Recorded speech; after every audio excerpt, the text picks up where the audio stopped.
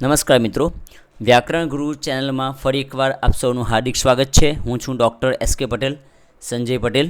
અને આજે ટાટની પરીક્ષા હાયર સેકન્ડરી હોય કે સેકન્ડરી, પેપર સરખું જ છે. એમાં ખૂબ જ મહત્ત્વનો અને સ્કોરિંગ વિષય જેના 20 ગુણ છે ટાટની એક્ઝામની અંદર. એનો મતલબ કે તમને નોકરી અપાવી શકે એટલો અગત્યનો આજનો આ ટૉપિક છે સંક્ષેપીકરણ. હવે કેમ અગત્યનો છે? ખાસ વાત કે તમારે બીજા બધામાં તો નિબંધમાં તમારે 10 ગુણ લેવા હોય તો તમારે લગભગ 3 પેજ ભરવા પડે એટલીસ્ટ, અને ત્યાં તમને 10માંથી 8 કે 9 ગુણ મળે. જોડણી સાચી લખવી પડે. અહીંયા તો 4 થી 5 વાક્ય લખવાના, એક શીર્ષક આપવાનું, અને જોડણી ખોટી પડવાની નથી કારણ કે આપણે પેરેગ્રાફ આપ્યો જ છે ઓલરેડી, અને એમાંથી જ લખવાનું છે. અને એટલા માટે તમારે 10માંથી આરામથી 4-5 વાક્ય લખીને જો તમારે 8 કે 9 માર્ક્સ આવતા હોય તો આનાથી વિશેષ સારું શું હોઈ શકે. અને 20 એટલે 2 લખવાના એટલે 9 × 18 માર્ક્સ તમારે આવી જાય. અને આ જો 18 માર્ક્સ તમારે આવી જાય ને તો તમારો સ્કોર ગુજરાતીમાં સારામાં સારો થઈ જાય. અને ગુજરાતીમાં સ્કોર સારો થાય એટલે તમારી નોકરી પાક્કી. કેમ કે પેપર 2માં તો બધાના સરખા જેવા જ માર્ક્સ આવવાના છે. જે માર્ક્સ છે તે તમારા ગુજરાતીમાં જ કવર કરવાના છે, એ જ તમને નોકરી અપાવશે. અને બીજું, ઘરની નજીક નોકરી અપાવશે જો મેરિટમાં વધારે હશો તો. અને એટલા માટે આ જે સંક્ષેપીકરણ છે એ કલા છે, આર્ટ છે. આ કલા તમે શીખી જાઓ તો તમને કોઈ પણ સંક્ષેપીકરણનો પેરેગ્રાફ તમારી સામે આવે તમે આરામથી એને કરી શકશો. તો શીખીએ આ કલા કેવી રીતે આપણે હસ્તગત કરી શકવાય છે. તો અંત સુધી વિડીયો જોતા રહેજો, તો જ તમે 20 ગુણ પાકા કરી શકશો. ચેનલ સબસ્ક્રાઈબ ન કરી હોય તો ચેનલને સબસ્ક્રાઈબ પણ કરજો. અને જો વિડીયો ગમે, તમારા લાઈફમાં કંઈ એડ થાય વેલ્યુ, તો ચોક્કસ લાઈક પણ કોમેન્ટ પણ મને જણાવજો. સંક્ષેપીકરણ જોઈએ આપણે.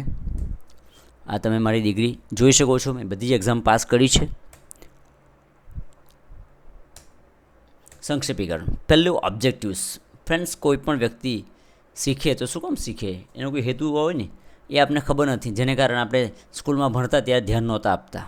તો ઓબ્જેક્ટિવ શું છે? હેતુ એ છે કે કોઈ પણ વાતને ટૂંકમાં રજૂ કરવાની કલા હસ્તગત કરવા માટે સંક્ષેપીકરણનો મુદ્દો આપને ભણાવવામાં આવે છે અને પરીક્ષામાં પૂછવામાં આવે છે કે તમને કોઈ વાતને ટૂંકમાં રજૂ કરતાં આવડે છે કે નહીં, તમારું અર્થગ્રહણ બરાબર છે કે નહીં, એ અર્થગ્રહણ તમને ભાષા સમજાય છે કે નહીં બરાબર, એ ચેક કરવા માટે થઈને આ સંક્ષેપીકરણનો મુદ્દો તમારા અભ્યાસક્રમમાં મૂકવામાં આવ્યો છે. અને આ તમામ સ્પર્ધાત્મક પરીક્ષાઓમાં પણ પૂછવામાં આવે છે. કોને કહેવાય? તો કે તમને એક ગદ્યખંડ આપવામાં આવેલો હોય જે અભ્યાસક્રમની બહારનો એટલે અનસીન હોય છે, અને એ તમારે સમજીને, વાંચીને સમજીને તમારે 3જા ભાગનો સંક્ષેપ કરવાનો હોય છે. અને એનાથી બહુ દૂર નથી જવાનું. જે તમને પેરેગ્રાફ આપ્યો છે એ જ ના શબ્દોનો ઉપયોગ કરી અને તમારે એમાંથી આખી સારરૂપ બાબત જે છે તે તમારે લખવાની છે. પણ તમારા શબ્દમાં સાર નથી આપવાનો. આ સંક્ષેપીકરણ છે. શા માટે? તો આપણે વાત થઈ ગઈ કે કોઈ પણ બાબતને ટૂંકમાં રજૂ કરવાની કલા હસ્તગત કરવા માટે આ તમને મૂકવામાં આવ્યો છે. બીજું કે તમને ભાષા સમજાય છે કે નહીં, ગુજરાતી અર્થગ્રહણ તમારું છે કે નહીં બરાબર, એ ચેકઆઉટ કરવા માટે આ મુદ્દો મૂકવામાં આવ્યો છે. હવે કેવી રીતે કરવાનું એ સૌ બધા માટે કોયડાનો વિષય છે. કેમ? કારણ કે તમે તમારી જાતને પ્રશ્ન પૂછી જુઓ, તમે જ્યારે સ્કૂલમાં તમે શીખ્યા ત્યારે તમે શું કરતા હતા? તમે વાસ્તવમાં સ્કૂલમાં કોઈ શીખ્યું જ નથી. નંબર 2, શીખ્યું તમે ધ્યાન નથી આપ્યું.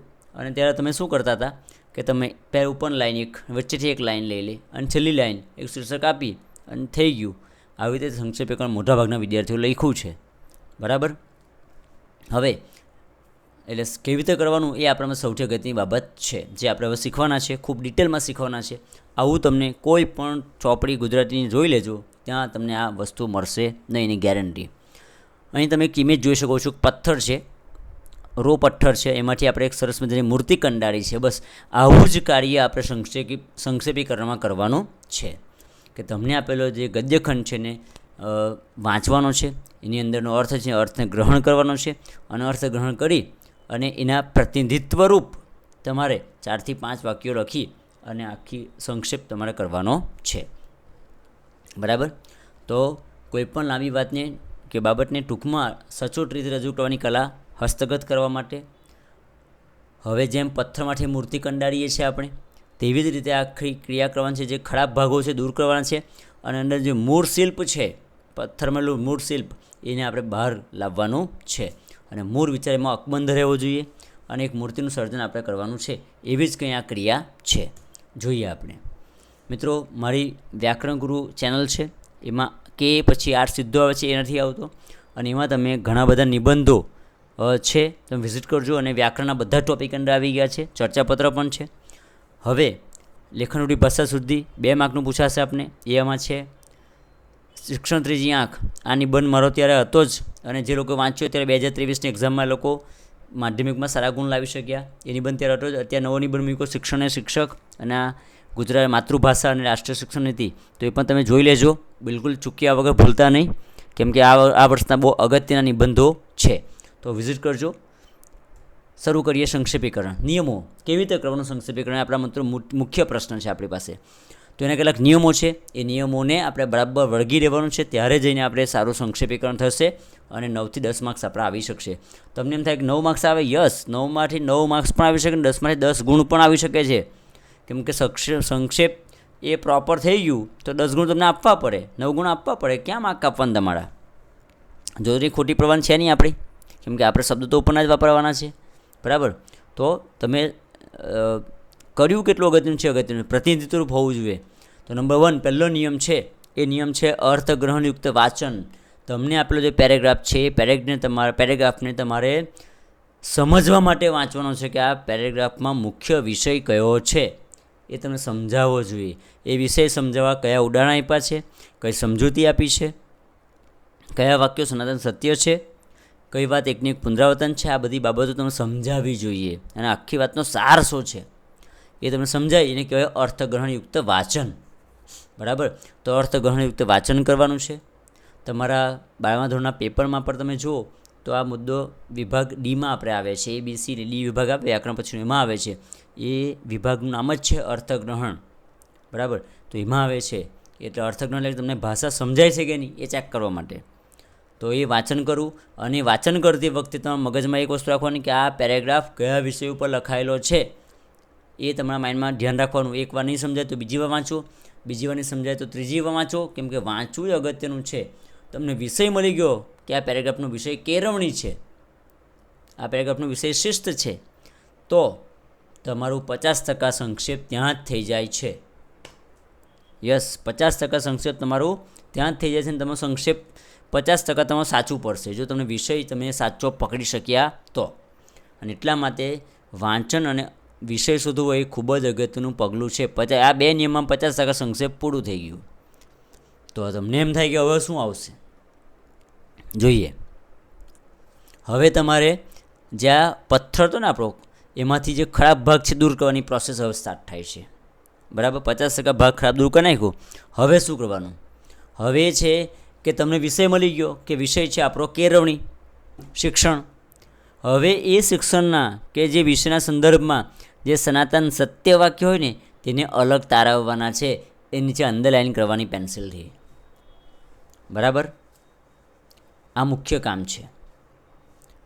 અર્થગ્રહણયુક્ત વાંચન કર્યું, ત્યાર પછી વિષય શોધી કાઢ્યો કે વિષય છે કેળવણી, દાખલા તરીકે, અને એ વિષયના સંદર્ભના સનાતન સત્ય વાક્ય કયા છે હવે જે સત્ય હોય, જે ઉદાહરણ નથી, જે સમજૂતી નથી, જે ઉદાહરણ નથી, જે સમજૂતી નથી, સનાતન સત્ય વાત છે ખાલી, એને આપણે અંડરલાઇન કરવાનું કે કેળવણી એ રાષ્ટ્રના વિકાસનું અમોઘ શસ્ત્ર છે. આ સનાતન સત્ય વાક્ય છે કે કોઈ પણ રાષ્ટ્રનો વિકાસ કેળવણી પર આધારિત છે હોય છે, તો સત્ય વાક્ય છે, તેની અંડરલાઇન કરવાની છે. હવે એ વાત સમજાવવા વધારે કોઈ ઉદાહરણ આપ્યું છે અમેરિકાનું, કે અમેરિકા આજે વિકસિત રાષ્ટ્ર છે એનું કારણ છે કે ત્યાંની સાક્ષરતા દર આટલો છે. કેરળ રાજ્ય તો કે ત્યાં આટલા કુરિવાજો નથી અથવા સાવ આ પ્રકારનું છે, તો એનું કારણ છે કે ત્યાં સાક્ષરતા દર 100% છે. તો એ ઉદાહરણ છે, એને દૂર કરવાના છે, સમજૂતીને દૂર કરવાની છે. એ વાતને સાબિત કરવા માટે તમને જે સમજાવવામાં આવ્યું છે તે મુદ્દા એને દૂર કરવાના છે. તમે જોઈ શકો છો અહીંયા ગણણી આપી છે, અને ગણણીમાં તમે પેરેગ્રાફ નાખ્યો તો એમાં તમારે ઉદાહરણ દૂર કરવાનું છે અને સમજૂતી દૂર કરવાની છે. અને ત્રીજી વાત કે એકની એક વાતનું પુનરાવર્તન થયેલું હોય એને પણ આપણે દૂર કરવાનું છે, બરાબર. ફરી એકવાર જોજો. અર્થગ્રહણયુક્ત વાંચન કર્યું, પછી આપણે એમાંથી વિષય શોધી કાઢ્યો, દાખલા તરીકે કેળવણી. તો કેળવણીના સંદર્ભમાં સનાતન સત્ય વાક્યો છે તે આપણે તારવી લેવાની, નીચે અંડરલાઇન કરવાની છે.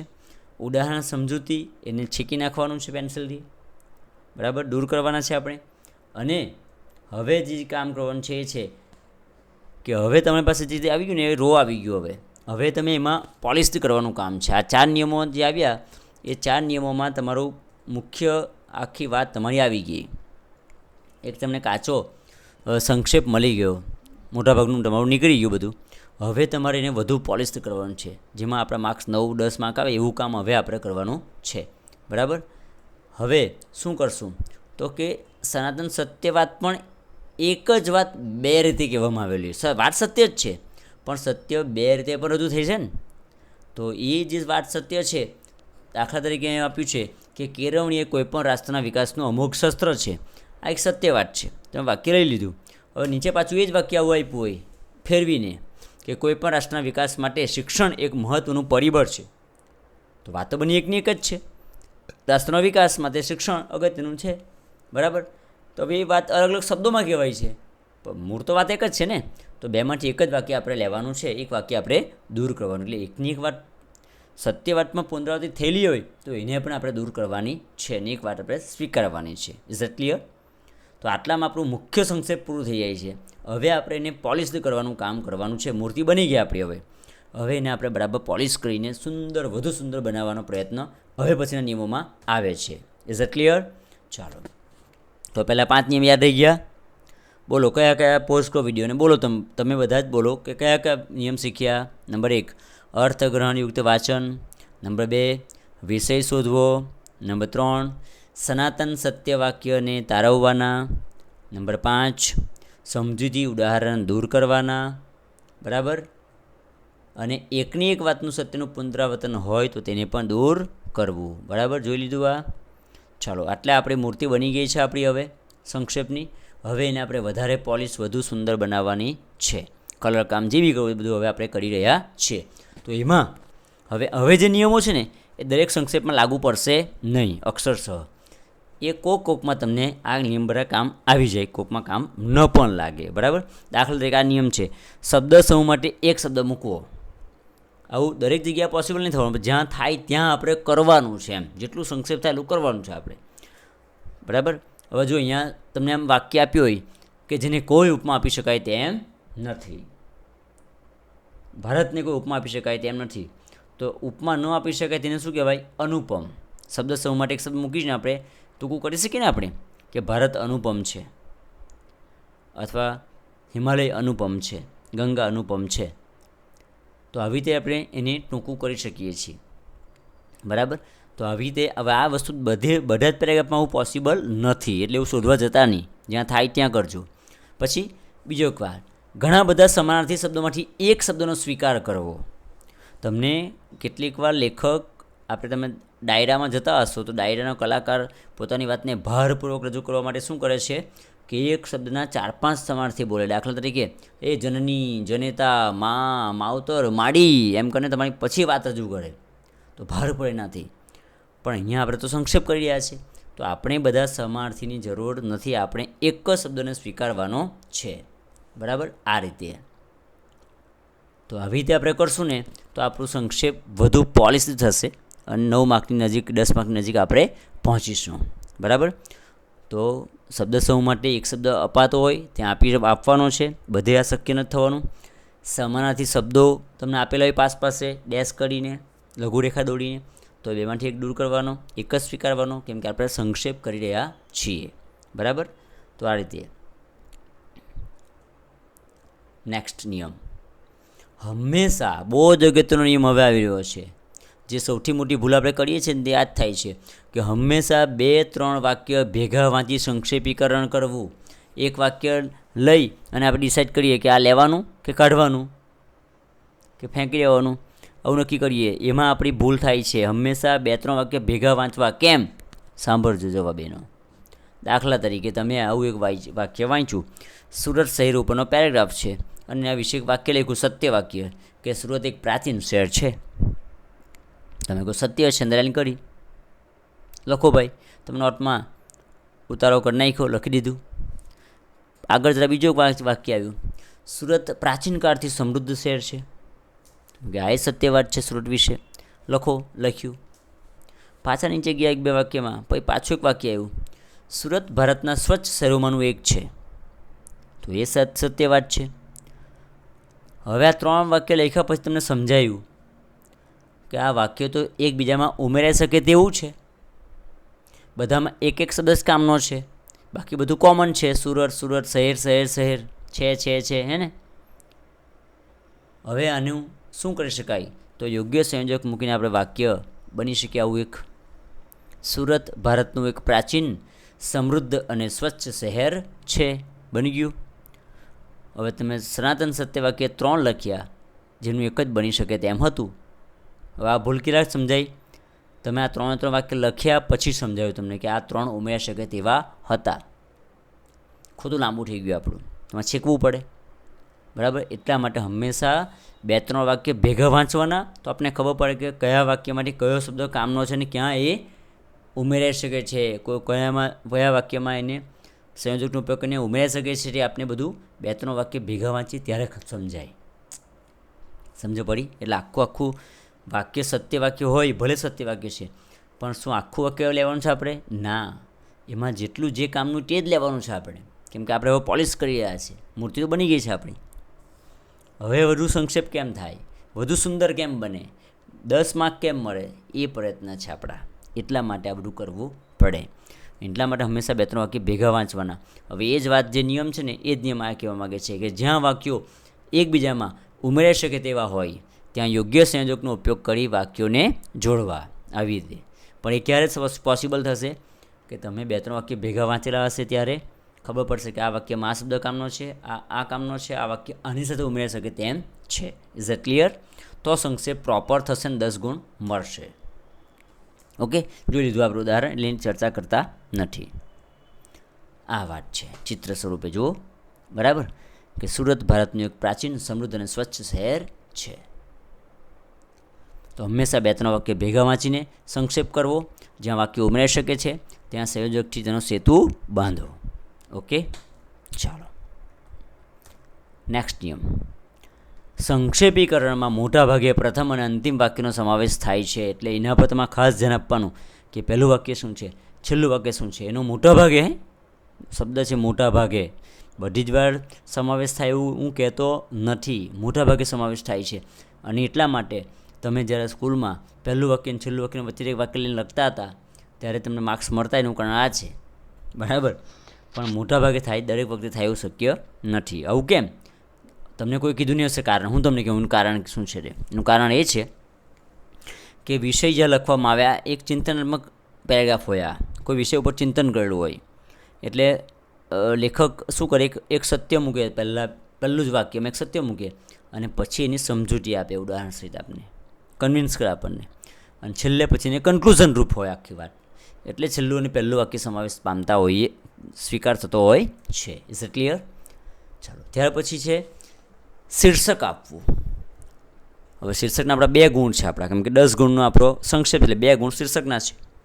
જો શીર્ષક સાચું તો 2 ગુણ આવે, ભલે સંક્ષેપ ખોટો હોય તો કંઈ નહીં, પણ 2 ગુણ તો આપણે શીર્ષક આપીને આવજો. હવે મેં લખ્યું છે વિશિષ્ટ નહીં, પણ કેવું આપવાનું? સામાન્ય શીર્ષક આપવાનું. કેવી રીતે? જોજો અહીંયા.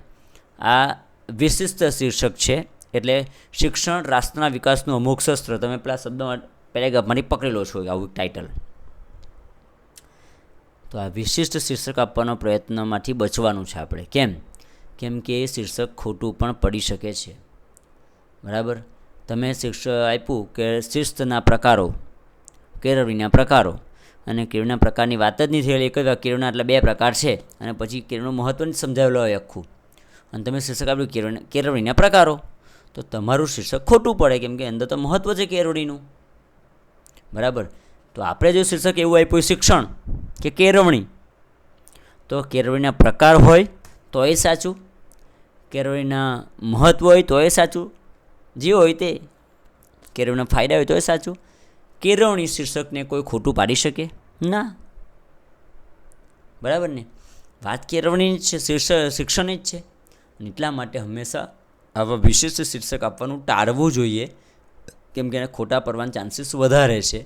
જ્યારે સામાન્ય શીર્ષક આપશો તો એ સાચા પડવાના ચાન્સીસ વધી જશે.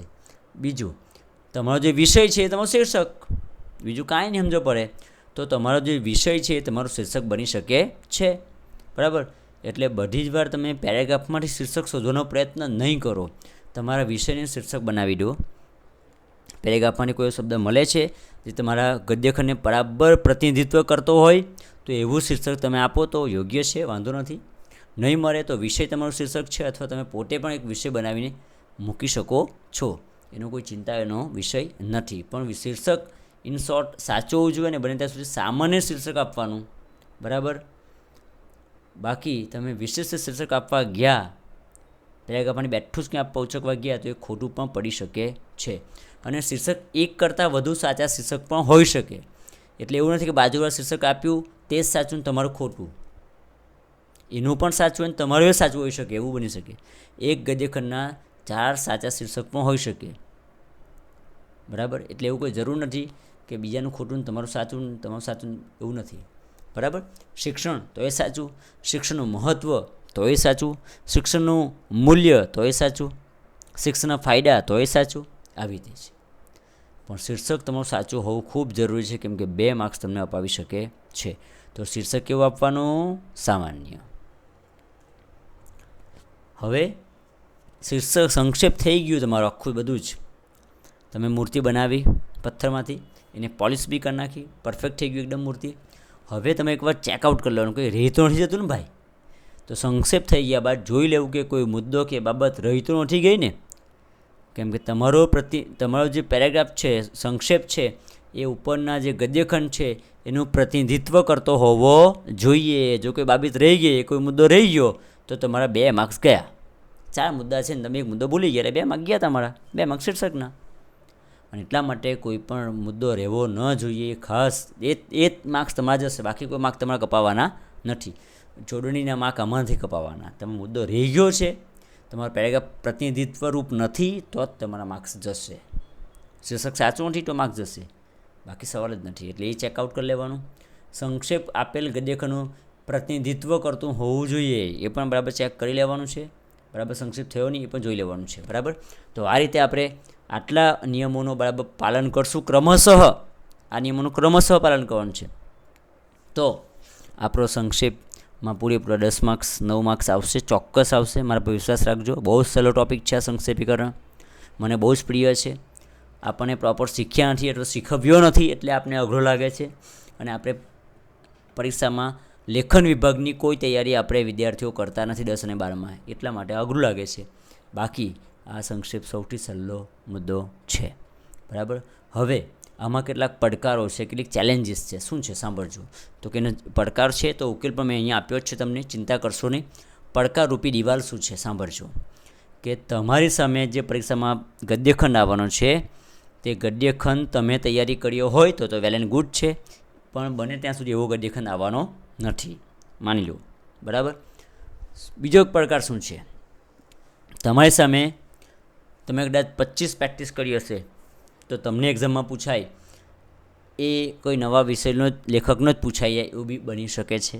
એટલે લેખક નવા હોઈ શકે, વિષય દર વખતે અલગ હશે. તમે પ્રેક્ટિસ કરી હોય પશ્ચાતાપ ઉપર, નિબંધ પેરેગ્રાફ પૂછાઈ ગયો શિસ્ત ઉપર, બરાબર. એટલે દર વખતે વિષય નવો હશે, દર વખતે લેખક નવા હશે. બીજું શબ્દો અલગ હશે દર વખતે. આ 3 મુખ્ય પડકારો આપણી સામે છે, બરાબર. કેમ કે લેખક અલગ હોય એટલે વિષય અલગ હોય તો સ્વાભાવિક છે કે લેખકે શબ્દોની પસંદગી પણ બદલાય. અને કોઈ એવો શબ્દ પસંદ કર્યો છે તમને એનો અર્થ જ નથી ખબર. દાખલા તરીકે જો અહીંયા ઓપ, હવે તમે મને કહો કોને ખબર છે તમારા માટે કે ઓપ એટલે સમૃદ્ધિ અને શોભા થાય, ચળકાટ થાય. ઓપ એટલે સમૃદ્ધિ, શોભા અને ચળકાટ, બરાબર. તમને ખબર હતી? નથી ખબર. હવે એ શબ્દ આવ્યો તમે શું કરશો? આ વાત છે. બીજું અલી એટલે ભમડો, ઘણાને ખબર હશે ને પણ ખબર હોય, ધારો કે વિદ્યાર્થી 10માં હોય ને નહીં ખબર હોય. પછી અજાન બાહુ, તો ઘૂંટણ સુધી પહોંચે તેવા લાંબા હાથવાળું કોણ? તો કે અર્જુન. તો અર્જુન માટે શબ્દ વપરાય છે અજાન બાહુ. તો આવા શબ્દો તમને પરિચિત નથી તો તમે અટવાઈ જશો. એટલે આ 3 ચેલેન્જ મુખ્ય આવે છે સંક્ષેપ કરતી વખતે. દર વખતે લેખક નવા હોય, દર વખતે શબ્દ નવા હોય, દર વખતે વિષય નવા હોય. એટલે દર વખતે આપણે આ ચેલેન્જીસને પાર કરવું પડે. તો એનો ઉકેલ શું છે? એનો ઉકેલ એ છે કે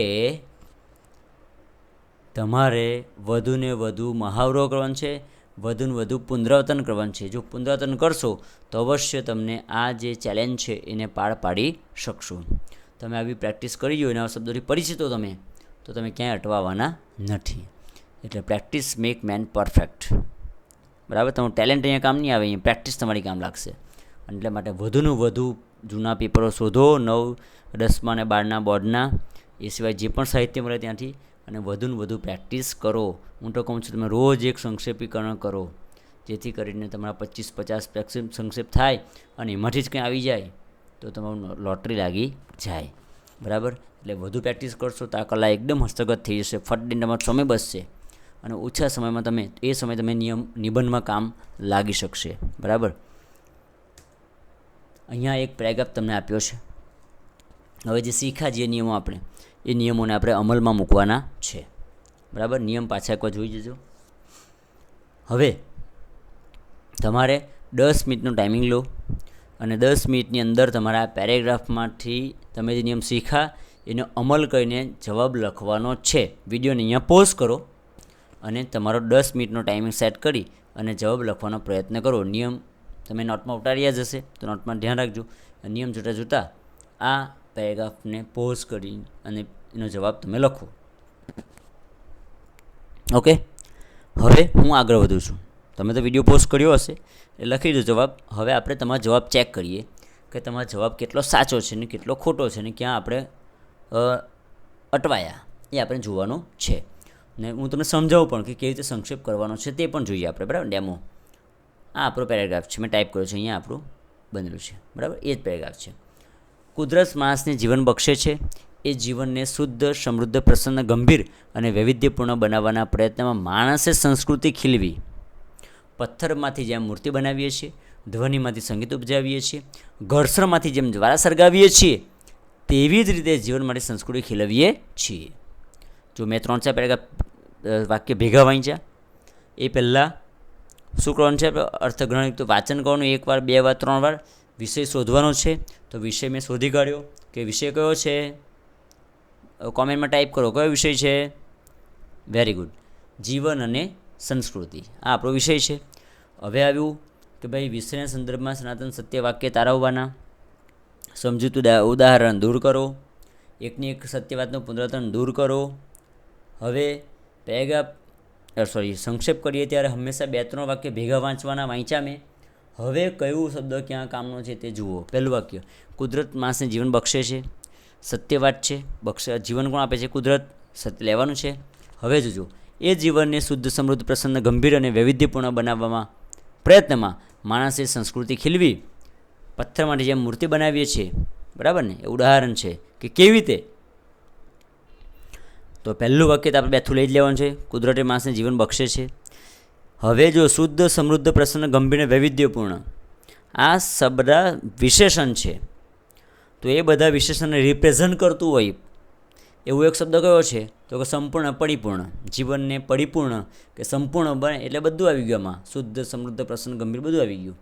તો આવી રીતે આપણે તમે ઘણા બધા વિશેષણોને પ્રતિનિધિત્વ રૂપે એક શબ્દ પણ મૂકી શકીએ અને આવી રીતે પણ સંક્ષેપ કરી શકાય છે. બરાબર, આ બધું મહાવરાથી આવશે. હવે જુઓ, પહેલું વાક્ય બેઠું સત્ય છે. કુદરત માણસને જીવન બક્ષે છે.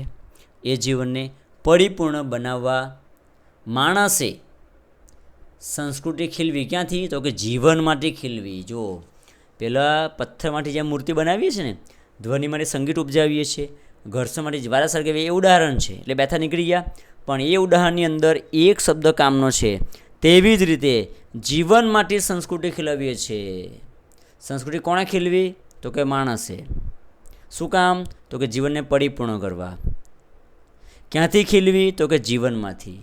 હવે જવાબ બનાવો. કુદરત માણસને જીવન બક્ષે. આ ટૂંકું થઈ શકે છે હજી? તો કે યસ. શું થઈ શકે?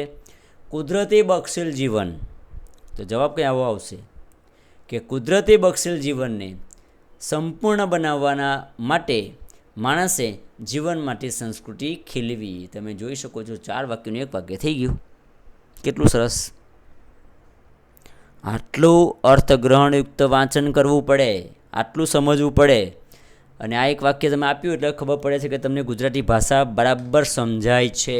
એ નથી આવડતું, ડેટ મીન્સ તમને ગુજરાતી ભાષા બરાબર સમજાતી નથી. એટલા માટે યુપીએસસી જીપીએસસી બધામાં જ આ ટૉપિક પૂછવામાં આવે છે. એ બતાવે છે કે તમને ગુજરાતી ભાષા કેટલી સમજાય છે, તમારું અર્થગ્રહણ કેવું છે. બરાબર, ખાલી ટૂંકમાં વાત કહેવાની વાત નથી. ઓકે, સો હવે નેક્સ્ટ આટલું થઈ ગયું. નેક્સ્ટ હવે પાછા 3-4 વાક્ય ભેગા વાંચીએ. જીવન એ પ્રકૃતિ છે, સંસ્કૃતિ એનો ઓપ છે. જીવનને પ્રકૃતિ કીધી છે, સંસ્કૃતિ એનો ચરકાટ છે, શોભા છે, સમૃદ્ધિ છે, જે શબ્દ લાગુ પડતો હોય તે. તો સત્ય વાત છે, આપણે લેવાની છે. હવે જુઓ, જીવન જો સંસ્કારિતાનો ઓપ ધારણ ન કરે તો એ પરિપુષ્ટ હોવા છતાં કૃતાર્થ ન થઈ શકે. અને સંસ્કૃતિ જોજો, અહીંયા જીવનને એમ કીધું કે જીવનમાં સંસ્કારિતા ન હોય ને, સંસ્કારની સુંદરતા નહીં હોય ને, ઓપ એટલે સમૃદ્ધિ ન હોય, તો એ પરિપુષ્ટ નહીં થાય ભાઈ, હોવા છતાં કૃતાર્થ નહીં થાય. અને હવે એમ કે સંસ્કૃતિ જો જીવનને વફાદાર ન રહે, પહેલાંમાં જીવનને સલાહ આપી કે તારામાં આવું હોવું જોઈએ. હવે એમ કે સંસ્કૃતિ જો જીવનને વફાદાર ન રહે તો એમાં પોલાપણું આવે. એટલું જ નહીં, વિકૃતિ પેદા થઈને દુર્ગંધ જ છૂટે. તો હવે આ વાક્યમાંથી શું લેવું? વાત સાચી જ છે, પણ આખું લેવા બહુ લાંબુ થઈ જાય. તો એને વાતને સારને પકડો. શું કહેવા માગે છે કે જીવનમાં સંસ્કારિતા હોવી જોઈએ, બંનેમાં વિકૃતિ જ થવાની. અને સંસ્કૃતિ જીવનને વફાદાર રહેવાનું એમ કહે છે. નહીં તો શું થાય? વિકૃતિ પેદા થાય, દુર્ગંધ છૂટે. તો દુર્ગંધ છૂટે લખવાની જરૂર નથી, વિકૃતિ પેદા થાય, ડેટ્સ ઇટ. ઉકળો હોય ત્યાં દુર્ગંધ જ આવવાની, ત્યાં લખવાની જરૂર છે દુર્ગંધને? ના, વિકૃતિ એટલે વિકૃતિ, ડેટ્સ ઇટ. તો આવું જવાબ આપણો થશે કે જીવન એ પ્રકૃતિ છે, સંસ્કૃતિ એનો ઓપ છે. બરાબર, જીવનમાં સંસ્કારિતા હોવી જોઈએ અને સંસ્કૃતિએ જીવનને વફાદાર રહેવું જોઈએ, નહીંતર વિકૃતિ પેદા થાય. આ રીતે આપણે અર્થગ્રહણયુક્ત સંક્ષેપ કરવાનું છે, અને કહેવાય અર્થગ્રહણ. આ બધું પુનરાવર્તનથી આવશે તો કદાચ તમારા જવાબમાં માર્ક્સ ઓછા પણ આવે અત્યારે, તો ચિંતા કરશો નહીં. હવે છેલ્લું વાક્ય, જો જીવન ધરતી હોય તો સંસ્કૃતિ એનું સ્વર્ગ છે. એ બે વચ્ચે જો અનુસંધાન ન સદાય તો બંને વ્યર્થ થઈ જાય છે. હવે આ વાક્ય આવશે, જો જીવન ધરતી હોય તો સંસ્કૃતિનું સ્વર્ગ છે. બોલો, લખો યસ કે નો કોમેન્ટમાં. Very good. નહીં આવે, કેમ? કેમ કે અહીંયા જીવનને ધરતી સાથે તુલના, કે જીવન જો ધરતી હોય ને, જો તો શરત છે કે જો આવું હોય તો આ આમ છે, એટલે ઉદાહરણ છે, એની તુલના કરવામાં આવી છે, એટલે એ આવશે નહીં. અને શક્યતા બતાવવામાં આવી છે, બરાબર, એટલે એ નહીં આવે. હવે છેલ્લું વાક્ય, પહેલું અને છેલ્લું વાક્ય હંમેશા સંક્ષેપમાં સમાવેશ પામે છે. જો અહીંયા પણ સમાવેશ પામ્યું, પહેલું પણ પામ્યું, છેલ્લું પણ પામ્યું, કે એ બે વચ્ચે, એટલે કોણ? જીવનને સંસ્કૃતિ વચ્ચે જો અનુસંધાન ન સદાય તો બંને વ્યર્થ થઈ જાય છે. બેઠું જ વાક્ય લઈ લેવાનું છે. એ બેમાં એટલે જીવન અને સંસ્કૃતિ લખવાની જરૂર નથી આપણે, એ બે એટલે સર્વનામ છે એના માટે. તો આ રીતે આપણું સંક્ષેપ થઈ શકે છે. આ 4 વાક્ય આપને મળ્યા. હવે આ પેરેગ્રાફમાં તમે જોવાનું થઈ ગયા પછી આટલું, કે આ 4 વાક્યો મારી સામે આવ્યા, એ મારા ગદ્યખંડનું પ્રતિનિધિત્વ કરે છે કે નથી કરતા. અને હવે એને પ્રતિનિધિત્વ રૂપ એક શીર્ષક આપવાનું છે, આ રીતે જીવન અને સંસ્કૃતિ. બરાબર, તો આ રીતે આપણે સંક્ષેપીકરણ બહુ સહેલાઈથી, ખૂબ સરળતાથી કરી શકીએ. પણ આ ચોક્કસ નિયમોને ક્રમશઃ તમારે પાલન કરવું પડે, અને આ નિયમો શીખીને તમે અમલ કરવો પડે. નોટમાં લખી લેજો આ નિયમ નોટમાં લખી લેજો. તો છેલ્લું ચેકલિસ્ટ તમારે યાદ રાખવાનું કે કોઈ મહત્ત્વનો મુદ્દો રહેતો નથી ગયો ને. શું આપેલ સંક્ષેપનું મૂળ ગદ્યખંડનું 100% પ્રતિનિધિત્વ કરે છે? યસ, ટીકમાર્ક કરો. શું શીર્ષક આપ્યું સામાન્ય છે, આખા ફકરાને અનુરૂપ છે? યસ. તો તમે હવે પરફેક્ટ લખીને ઉપર શીર્ષક તમારે આપવાનું છે. તો આ બધા નિયમનો મહાવરો કરો, અને ટાટમાં આપને આ મારો વિડીયો ખૂબ કામ લાગે. તમારા 20માંથી 20 માર્ક્સ આવે, 18 માર્ક્સ આવે છેલ્લામાં છેલ્લા, એવી મારી તમને શુભકામના. અને બોર્ડની પરીક્ષા આપનાર વિદ્યાર્થીઓને પણ શુભકામના કે તમારા 5માંથી 5 માર્ક્સ આવે. લેખનરૂપી ભાષા સુધી આપણા ટાટમાં 2 માર્કનું પૂછવાનું છે. એનો વિડીયો પણ મારા યુટ્યુબમાં છે 2 ભાગમાં, અવશ્ય જોઈ લેજો. 2 માર્ક ક્યાંય ગયા નથી. આવું આપણું શિલ્પ તૈયાર થઈ ગયું. જે આપણો પથ્થર હતો તે આપણે છીની અને હથોડા વડે આપણે આકાર આપ્યો, મૂર્તિ બનાવી, પછીને વધુ પોલિશ કરીને આપણી સામે આ એકદમ સુંદર મજાની મૂર્તિરૂપી શિલ્પ આવ્યું. શીર્ષક જીવન અને સંસ્કૃતિ, અને આ જવાબ 10માં 10 ગુણ મળે, સાહેબ 1 માર્ક્સ અહીંયા કપાય નહીં. બરાબર, તો વિશ્વાસ રાખજો, પણ તૈયારી ખાસ કરીને મહાવરો બરાબર કરજો. ફરી એકવાર કે મારી યુટ્યુબમાં બધા જ વિડીયો છે, એ વિડીયોની લિંક મેં ડિસ્ક્રિપ્શનમાં આપી છે, અને ચેનલને સબસ્ક્રાઈબ કરો, વિડીયો ગમ્યો હોય, ઉપયોગી લાગ્યો હોય તો લાઈક કરજો, કોમેન્ટમાં પણ જણાવજો. અને બીજા વિડીયો માટે ચેનલના વિઝિટ કરો તો બીજા વિડીયો તમને મળશે જે ઉપયોગી થશે. ખાસ કરીને નિબંધ બરાબર જોઈ લેજો અને વ્યાકરણ બધું તમે જોઈ લેજો. અને પેપરમાં તમારા ખૂબ સારા માર્ક્સ આવે એવી ખૂબ ખૂબ શુભકામનાઓ. Wish you all the best. Thank you very much. અને હા, ચોક્કસ લાઈક કરજો અને અન્ય ઉમેદવારોને પણ જેના તમે શુભચિંતક હોય એવા લોકોને પણ તમે આ વિડીયો પહોંચાડજો, એને ઉપયોગી થાય. બરાબર, જેટલું શેર કરશો, બીજાને મોકલશો, એટલું તમને વધુને વધુ ભગવાન આપશે. સો ફરી એકવાર thank you very much. Thank you.